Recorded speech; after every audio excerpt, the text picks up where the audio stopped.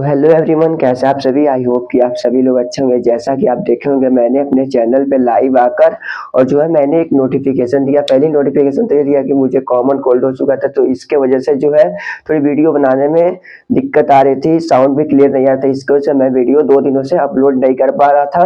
तो फाइनली इसके पहले जो मैंने वीडियो अपलोड किया था अपने चैनल पे, वो था द लिविंग वर्ल्ड, जीव जगत से पूछे जाने वाले क्वेश्चन और आंसर, और उसमें जो भी इंपॉर्टेंट पॉइंट्स थे उनके बारे में मैंने डिस्कस किया। लेकिन अब जो मेरा नेक्स्ट वीडियो आने वाला था वो था बायोलॉजिकल क्लासिफिकेशन, जीव जगत का वर्गीकरण, जो कि क्लास 11th के बायोलॉजी से चैप्टर नंबर 2 है। एनसीईआरटी के बेस पे भी चैप्टर नंबर 2 है। तो फाइनली इस वीडियो में मैं इसी पे डिस्कस करूंगा। और एक और पॉइंट था कि जो कि क्वेश्चन और आंसर के बारे में भी मैंने कुछ इन्फॉर्मेशन दी थी, तो फाइनली आपको वो क्लियर कर दूं कि ये जो चैप्टर है बायोलॉजिकल क्लासिफिकेशन, थोड़ी सी इसमें ज्यादा पॉइंट है, तो जो कि पॉइंट को ही डिस्कस करने में वीडियो थोड़ी लंबी हो जाएगी। तो इसके कारण जो है क्वेश्चन और आंसर के बारे में इस वीडियो में डिस्कस नहीं कर पाऊंगा, तो उसके लिए सॉरी। इसमें केवल मैं उन इंपॉर्टेंट पॉइंट्स के बारे में ही डिस्कस करूंगा जो कि कई तरह के कॉम्पिटिटिव एग्जाम्स में इन पॉइंट्स से भी क्वेश्चन बना लिए जाते हैं और आपसे एग्जाम में पूछ लिए जाते हैं। और ये जो भी क्वेश्चन या पॉइंट्स के बारे में डिस्कस करता हूं मैं, ये नीट लेवल की है और भी जनरल कई तरह के कॉम्पिटिटिव एग्जाम्स में पूछे जाते हैं। तो फाइनली हम बात कर लेते हैं आज के उन इंपॉर्टेंट टॉपिक्स के बारे में जो कि बायोलॉजिकल क्लासिफिकेशन, जीव जगत के वर्गीकरण से अंतर्गत सम्मिलित है। तो आइए सबसे पहले पॉइंट्स देखते हैं। उससे पहले अगर चैनल को सब्सक्राइब नहीं किया तो सब्सक्राइब कर लो और इसे ज्यादा से ज्यादा शेयर करें। फाइनली देखते हैं, फर्स्ट है बायोलॉजिकल क्लासिफिकेशन, जैविक वर्गीकरण। जीवों को उनकी समानताओं और असमानताओं के आधार पर समूहों में व्यवस्थित करने तथा समूह को वर्गों में रखने की वैज्ञानिक प्रक्रिया को ही जो है जैविक वर्गीकरण, बायोलॉजिकल क्लासिफिकेशन कहते हैं। मीन्स जीवों को उनकी समानताओं और असमानताओं, जो भी उनके नेचर्स होते हैं, वो प्रकृति होती है, उसके आधार पर समूहों में व्यवस्थित करने तथा समूह को वर्गों में रखने की वैज्ञानिक प्रक्रिया को ही हम जैविक वर्गीकरण कहते हैं। अभी इसके अंतर्गत जो है सबसे पहले अरस्तु ने 350 बीसी में जो कि अरस्तु ने प्राणियों को 2 वर्गों में विभाजित किया। फर्स्ट को क्या नेम दिया था? एनाइमा, जिसमें रेड ब्लड होते थे, उनको एनाइमा में पार्टवाइज किया। सेकेंड अनाइमा, बिना लाल रक्त वाले, जिसमें रेड ब्लड नहीं पाए जाते, तो उनको अनाइमा में डिवाइड किया। तो 2 पार्ट्स में डिवाइड किया। किसने किया था? अरस्तु ने। तो आपसे क्वेश्चन पूछा जा सकता है कि प्राणियों को 2 वर्गों में किसने विभाजित किया? तो अरस्तु ने कब किया? 350 बीसी में। और कौन कौन से 2 पार्ट में किया? तो एनाइमा और अनाइमा। एनाइमा का मतलब जिसमें रेड ब्लड हो, और अनाइमा जिसमें रेड ब्लड नहीं हो। फिर सेकेंड, लिनियस ने वर्गीकरण को 2 जगत वाली व्यवस्थाओं को प्रस्तुत किया, जिसमें निम्न शामिल थे। फर्स्ट प्लांटी और सेकेंड एनिमेलिया। तो लिनियस ने 2 पार्ट्स में डिवाइड किया। तो इससे भी आपसे क्वेश्चन पूछे जा सकते हैं कि 2 जगत वाली व्यवस्था को लिनियस ने कौन कौन से 2 पार्ट में विभाजित किया? तो प्लांटी और एनिमेलिया। थर्ड आए हैकल। तो हैकल ने जो है 3 जगत प्रणाली थी, जिसमें जगत प्लांटी, प्रोटिस्टा तथा एनिमलिया थे। फिर उसके बाद से फोर्थ पे आए कोपलैंड। तो कोपलैंड ने जो है 4 जगत प्रणाली दी, अर्थात मोनेरा, प्रोटिस्टा, प्लांटी व एनिमलिया प्रस्तुत की। लेकिन उसमें फिर थोड़ा सा करेक्शन हुआ और जो है आर.एच. व्हिटेकर ने सन 1969 में सभी जीवों को 5 जगतों में वर्गीकृत किया, जिनमें निम्न सम्मिलित थे। First Monera, second protista, third Plantae, fourth fungi एवं फिफ्थ एनिमेलिया। अब बात करते हैं, ये तो मतलब 4 या 5 साइंटिस्ट ने मिलकर इसको डिवाइड किया। लास्ट में जो है आर.एच. व्हिटेकर का माना जाता है। उसके बाद से फर्स्ट हम देखते हैं किंगडम मोनेरा। मोनेरा मुख्यतः 2 जगतों में शामिल है। फर्स्ट आर्कीबैक्टीरिया, जो कि प्राचीन बैक्टीरिया इसके अंतर्गत आते हैं, और सेकेंड यू बैक्टीरिया। लेकिन जो है यू बैक्टीरिया भी 2 पार्ट्स के होते हैं। तो यू बैक्टीरिया हम फर्स्ट बैक्टीरिया आ गया, सेकेंड साइनोबैक्टीरिया। अब मोनेरांस के कुछ अन्य समूह भी है, जैसे माइकोप्लाज्मा, रिकेट्सिया एवं एक्टिनोमाइसिटीज। लेकिन आर्कीबैक्टीरिया भी जो है 3 प्रकार में डिवाइड है। तो यह सर्वाधिक आध प्रोबैक्टीरिया जीवों का समूह है। आर्कीबैक्टीरिया जो है सर्वाधिक आध प्रोकैरियोटिक जीवों का समूह है। ये भी 3 प्रकार के होते हैं। First methanogens, second halophiles, third thermoacidophiles. तो इसमें जो हम फर्स्ट देखते हैं मिथेनोजेंस। तो ये जो है अविकल्पी अवायवीय, जिसे इंग्लिश में ऑब्लिगेट एनारोब्स कहते हैं, बायोगैस फर्मेंटर्स में ये मीथेन उत्पन्न करते हैं। तो मिथेनोजेंस जो है अविकल्पी अवायवीय है और ये जो है बायोगैस फर्मेंटर्स में ये मीथेन गैस उत्पन्न करते हैं। इसके एग्जांपल्स हैं मिथेनोबैक्टीरिया, मिथेनोकोकस। अब जो है बायोलॉजिकल क्लासिफिकेशन के इतने पॉइंट्स हैं, इसके बाद से जो पॉइंट्स हैं इसको आप नोट कर ले, उसके बाद से जो हम डिस्कस करेंगे। तो चलिए, उम्मीद करता हूँ कि आप नोट कर लिए होंगे। अगर नोट ना किए हो तो आप इसका स्क्रीनशॉट ले लें। बाकी हम सेकेंड की बात करते हैं हेलोफाइल्स के बारे में, उसके बाद थर्मोएसिडोफिल्स के बारे में। तो चलिए, अब जो फाइनली हम इसे इरेज करते हैं और बाकी आगे के जो भी पॉइंट्स हैं, इंपॉर्टेंट टॉपिक्स हैं, उसके बारे में डिस्कस करते हैं। तो फाइनली हम बात करते हैं आगे के इंपॉर्टेंट पॉइंट्स के बारे में। तो सेकंड आता है मिथेनोजेंस के बाद से हेलोफाइल्स। इन्हें लवण प्रिय बैक्टीरिया भी कहते हैं क्योंकि ये उच्च लवण सांद्रता वाले वातावरण में पाए जाते हैं।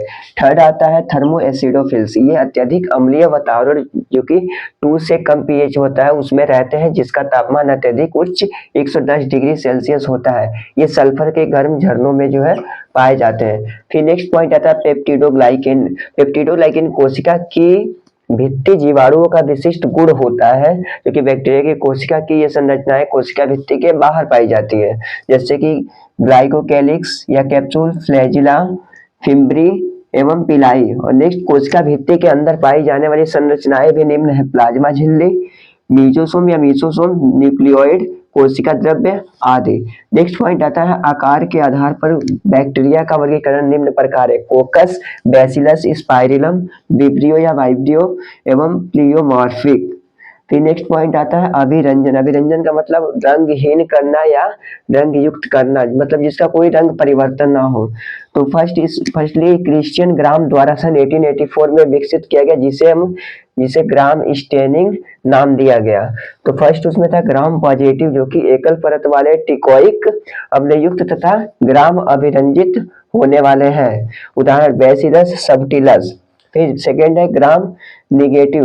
तो ये जो है दोहरी परत वाले टिकोइक अम्ल रहित है, मतलब इसमें जो है अभिरंजक कोई प्रभाव नहीं पड़ता है, अभिरंजित ना होने वाले, उदाहरण एस्चेरिचिया कोलाई। फिर नेक्स्ट पॉइंट आता है न्यूक्लियोइड। ये बैक्टीरिया के आनुवंशिक पदार्थ है। इनकी कोशिका में जो है प्लाज्मिड होते हैं जो गोल एवं जिनमें स्वप्रतिलिपिकरण की क्षमता होती है। जो प्लाज्मिड न्यूक्लियोइड से अस्थायी रूप से संबंध हो सकते हैं उन्हें हम एपिसोम के नाम से जानते हैं, या एपिसोम कहलाते हैं। फिर नेक्स्ट पॉइंट आता है बैक्टीरिया में प्रजनन कितने प्रकार से होती है। तो बैक्टीरिया में जो है प्रजनन जो है 3 विधि द्वारा होती है। फर्स्ट द्विखंडन, जिसे इंग्लिश में बाइनरी फिजन कहते हैं। सेकेंड बीजाणु जनन, जिसे स्पोरुलेशन कहते हैं। और थर्ड लैंगिक जनन, जिसे हम सेक्सुअल रिप्रोडक्शन कहते हैं। फिर नेक्स्ट पॉइंट आता है इनमें लैंगिक प्रजनन वास्तव में ना होकर केवल आनुवंशिक पदार्थ का स्थानांतरण ट्रांसफॉर्मेशन होता है। यह 3 विधि द्वारा होता है।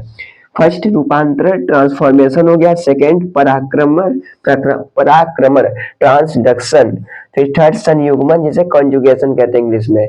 बैक्टीरिया में भी 2 प्रकार का पोषण होता है, एक तो स्वपोषण ऑटोट्रॉपिक और एक विषम पोषण जिसे हेट्रोट्रॉपिक कहते हैं। अब इसमें जो है स्वपोषण भी 2 तरह के होते हैं, एक तो रसायन स्वपोषी जिसे हम कीमो ऑटोट्रॉपिक कहते हैं, और एक जो होता है प्रकाश संश्लेषी स्वपोषी जिसे हम फोटो ऑटोट्रॉपिक कहते हैं।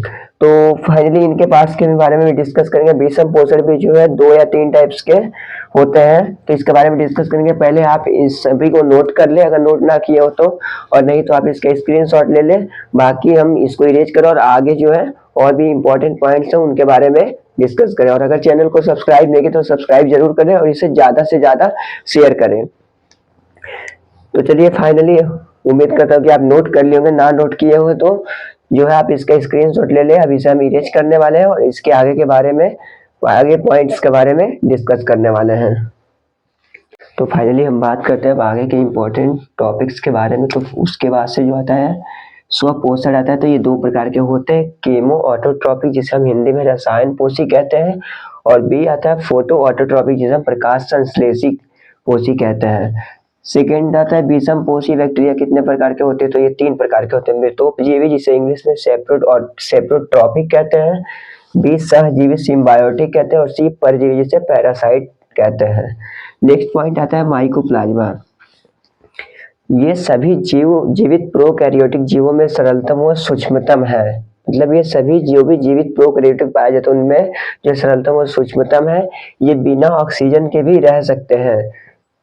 कोशिका भित्ति के अभाव के कारण ये जीव अपनी आकृति को बदल सकते हैं और बहुरूपी होते हैं, मतलब एक अपना जो आकार है वो कभी भी चेंज कर सकते हैं। इन जीवों को प्रायः एमेलोस मतलब माइकोप्लाज्मा लाइक ऑर्गेनिज्म या पीपीएलओ प्लूरोनिमोनिया लाइक ऑर्गेनिजम्स कहा जाता है। फिर नेक्स्ट किंगडम आता है प्रोटिस्टा, जगत प्रोटिस्टा। तो इसके पहले जो हम पढ़ रहे थे वो मोनेरा के अंतर्गत पढ़ रहे थे, अब जो है किंगडम प्रोटिस्टा, जगत प्रोटिस्टा। सभी एक कोशिकीय यूकैरियोटिक जीवों को प्रोटिस्टा में रखा गया है। मैंने यहाँ यूकैरियोटो को शॉर्ट में लिखा है यूकैरी, उसको से मैंने बिंदु दे दी है।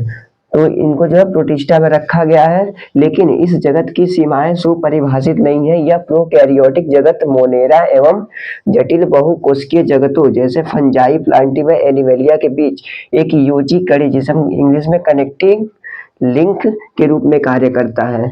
फिर इसमें कुछ पॉइंट्स आते हैं। प्रोटिस्टा जगत में निम्न सम्मिलित है: chrysophytes, dinoflagellates, euglenoids, slime moulds एवं प्रोटोजोआ। तो इसके बारे में भी देख लेते हैं, क्योंकि मैंने लाइव आकर इसके बारे में बताया था, इसके बारे में जो हम जानकारी बताएंगे। तो क्राइसोफाइट्स देखते हैं पहले। इसमें डायएटम्स एवं सुनहरे शैवाल शामिल है, मतलब क्राइसोफाइट्स के अंतर्गत जो है डायएटम्स एवं सुनहरे शैवाल डेस्मिस्ट जिसे कहते हैं इंग्लिश में शामिल है। इनमें से अधिकांश प्रकाश संश्लेषी होते हैं। लाखों वर्षों के डायटम्स के जमाव को ही हम डायटोमेसियस अर्थ या डायटोमाइट्स कहा जाता है, ना कि डायनामाइट्स ना समझे, डायटोमाइट्स कहा जाता है। मतलब जो भी लाखों वर्षों से जो दब जाते हैं क्राइसोफाइट्स, उन्हीं को जो है हम डायटोमेसियस अर्थ या डायटोमाइट्स कहते हैं। फिर नेक्स्ट आता है डायनोफ्लैजिलेट्स। यह प्रायः समुद्री एवं प्रकाश संश्लेषी होते हैं, मतलब ये समुद्र में ही पाए जाते हैं और ये प्रकाश संश्लेषी होते हैं। कुछ स्वच्छ जल में भी पाए जाते हैं। नेक्स्ट आता है यूग्लिनॉइड्स। ये स्वच्छ जलीय आवासों एवं नम मिट्टी में पाए जाते हैं। कोशिका भित्ति के स्थान पर इनमें एक प्रोटीन से भरपूर एक परत पाई जाती है जिसे हम पेलिकल कहते हैं।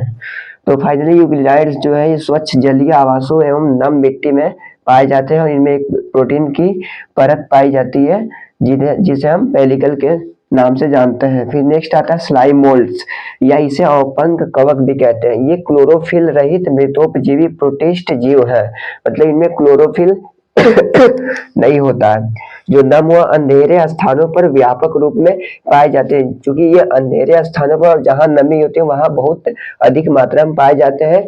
इन्हें अकोशिकीय व कोशिकीय स्लाइम मोल्ड्स में वर्गीकृत किया गया है। अब इसका जो एक पॉइंट बचता है प्रोटोजोआ, तो इसका जो है हम आगे डिस्कस करेंगे। पहले आप इसको नोट करें, क्योंकि व्हाइट बोर्ड पे इतना ही नोट हो पाया था, तो इसलिए मैं यहाँ तक नोट किया था। बाकी इसके आगे प्रोटोजोआ के बारे में डिस्कस करेंगे, तो आप इसे नोट्स कर लें या चाहे तो आप इसका स्क्रीनशॉट ले लें जिससे कि मैं आगे डिस्कस करूं। तो चलिए, उम्मीद करता हूँ आप इसका स्क्रीनशॉट ले लिए होंगे या नोट कर लिए होंगे। अब बाकी आगे पॉइंट्स के बारे में डिस्कस करते हैं, जिसमें इसमें बाकी रह गया प्रोटिस्टा जगत में प्रोटोजोआ पॉइंट। तो फाइनली जो है बाकी बचे और पॉइंट्स के बारे में हम डिस्कस करते हैं। तो उसके बाद से जो है प्रोटोजोआ आता है। तो ये जो होते हैं जलीय, स्थलीय, स्वतंत्र जीवी या परजीवी हो सकते हैं, मतलब ये जल में भी पाए जाते हैं, स्थल पे भी पाए जाते हैं, और ये स्वतंत्र जीवी होते हैं, मतलब कहीं भी पाए जा सकते हैं। इनका शरीर एक मुलायम झिल्ली या दृढ़ पेलिकल या कैलकेरियस या सिलीसियस कवच से ढका होता है। इसके मुख्यतः 4 समूह होते हैं। First amoeboid protozoa, second flagella युक्त प्रोटोजोआ, थर्ड सीलिया युक्त प्रोटोजोआ और फोर्थ जो है स्पोरोजोआ युक्त प्रोटोजोआ। अब नेक्स्ट आता है किंगडम फंजाई, जगत फंजाई। फंजाई यूकैरियोटिक्स क्लोरोफिल रहित विषमपोषी स्पोर धारण करने वाले होते हैं, असंवहनीय जीव होते हैं। फंगस की कोशाभित्ति काइटिन या फंगल सेल्यूलोज से बनी होती है। इनका शरीर लंबा तंतुवत धागों के समान होता है, जिसे कवक तंतु इंग्लिश में हाइफी कहते हैं, और कवक तंतु के जाल को हम कवक जाल माइसिलियम कहते हैं। फिर इसी में इंपॉर्टेंट पॉइंट्स में आता है, फंजाई में प्रजनन 3 प्रकार से होते हैं। फर्स्ट काइक, जिसे अंग्रेजी में वेजिटेटिव कहते हैं। सेकंड अलैंगिक एसेक्सुअल। थर्ड लैंगिक सेक्सुअल। 3 टाइप्स के होते हैं प्रजनन फंजाई में।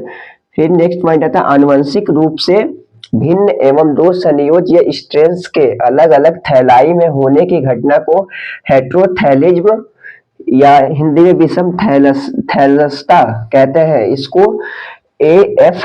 ब्लैकस्ली ने सन 1904 में हेटेरोथैलिज्म ने खोजा।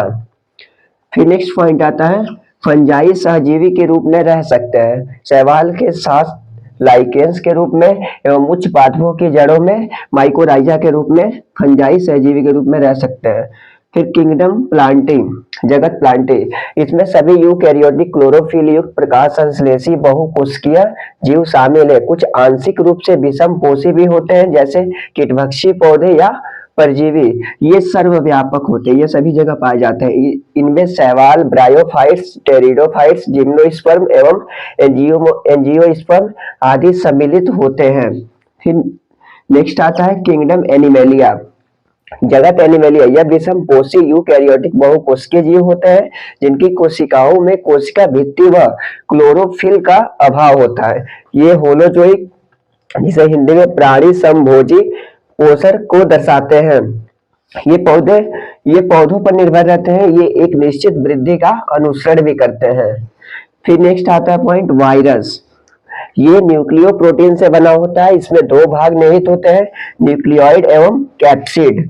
वायरसों का आनुवंशिक पदार्थ दोहरे हेलिक्स, जिसे हम कुंडलन वाला डीएनए, जिसे हम स्मॉल डी और एस से रिप्रेजेंट करते हैं, जैसे T2 T4 बैक्टीरियोफेजेज। एकल हेलिक्स वाला इसे स्मॉल एस से रिप्रेजेंट करते हैं, जैसे कोलीफेज 5 into 174 साइक्लिक। दोहरे हेलिक्स वाला आरएनए जैसे रियो वायरस, और एकल हेलिक्स वाला आरएनए जैसे टीएमवी टोबैको मोजैक वायरस और एचआईवी एंड एक्सेट्रा। तो ये इतने सारे इंपॉर्टेंट पॉइंट्स थे, बाकी के मैंने इससे पहले बता चुका हूँ। अब जो है कुछ और पॉइंट्स बचे हैं, ज्यादा नहीं बचे हैं, तो मैं उम्मीद करता हूँ कि आप वीडियो को लास्ट तक देख रहे होंगे, और भी जो इम्पोर्टेंट पॉइंट्स है जिसको बता रहा हूँ मैं, उसे भी आप देखें। तो आप इसे नोट कर लें, और अगर आप नोट नहीं किए हैं तो आप इसका स्क्रीनशॉट ले लें। तो चलिए फाइनली आई होप कि आप जो है नोट कर लिए होंगे या स्क्रीनशॉट ले लिए होंगे। और बाकी बचे और भी पॉइंट्स के बारे में हम डिस्कस करते हैं, उससे पहले इसे हम इरेज कर देते हैं। आइए फाइनली हम उन लास्ट बचे पॉइंट्स के बारे में डिस्कस कर लेते हैं। इसके पहले जो भी पॉइंट्स थे मैंने डिस्कस कर लिया वीडियो में। अब बात करते हैं वायराइड्स के बारे में। वायराइड्स सूक्ष्मतम स्वप्रतिलिपिकरण, जिसे इंग्लिश में स्मॉलेस्ट सेल्फ रिप्लिकेटिंग करने वाले कण है, जिन्हें डायनर नामक वैज्ञानिक ने सन 1971 में खोजा था। ये संक्रामक आरएनए कण है जो प्रोटीन का जो है आवरण से रहित होते हैं। प्रोटीन इसमें जो है आवरण नहीं होते प्रोटीन के। वायराइड्स अविकल्पी परजीवी होते हैं।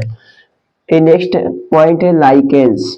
लाइकेंस क्या होते हैं? लाइकेंस फंगस युक्त एक कंपोजिट जीव है जो एक या अधिक प्रकाश संश्लेषी भागीदारों यानी पार्टनर्स के साथ तरंग संबंधता एसोसिएशन के साथ रहता है, जो या तो हरा शैवाल या साइनोबैक्टीरियम हो सकता है।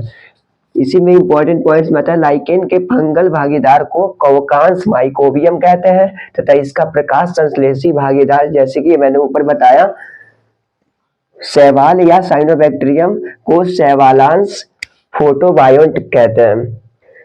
इसी में फिर एक और पॉइंट आता है, लाइकेन को अग्रगामी जीव माना जाता है, जिसे इंग्लिश में पियोनियर कहते हैं। क्यों माना जाता है? क्योंकि ये चट्टानों का क्षय करके तथा कार्बनिक मलबे को जमा करके अन्य पादपों के लिए एक उपयुक्त जगह बना सकते हैं। फिर लास्ट पॉइंट आता है, किसी क्षेत्र में लाइकेंस की संख्या में कमी वायु प्रदूषण का संकेत होता है। तो ये फाइनली जो है बायोलॉजिकल क्लासिफिकेशन जीव जगत के वर्गीकरण से वो इंपॉर्टेंट पॉइंट्स है जिससे कि आपको इनसे क्वेश्चन बनाकर आपको कई तरह के कॉम्पिटिटिव एग्जाम्स में पूछ लिए जाते हैं।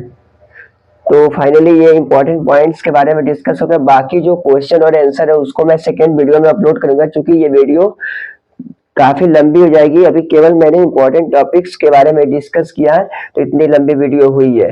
तो उम्मीद करता हूँ कि आप जो मेरा सेकेंड वीडियो आने वाला है उसको भी आप देखेंगे और इसे ज्यादा से ज्यादा शेयर करेंगे। अगर चैनल को सब्सक्राइब नहीं किया तो सब्सक्राइब कर लें और इसे ज्यादा से ज्यादा शेयर करें। बाकी के मेरे वीडियोस को देखने के लिए आप मेरे प्लेलिस्ट में जाकर और वहां से सभी वीडियोस को देख सकते हैं जिसपे मैंने कई सारे इंपॉर्टेंट पॉइंट्स पे डिस्कस किया है।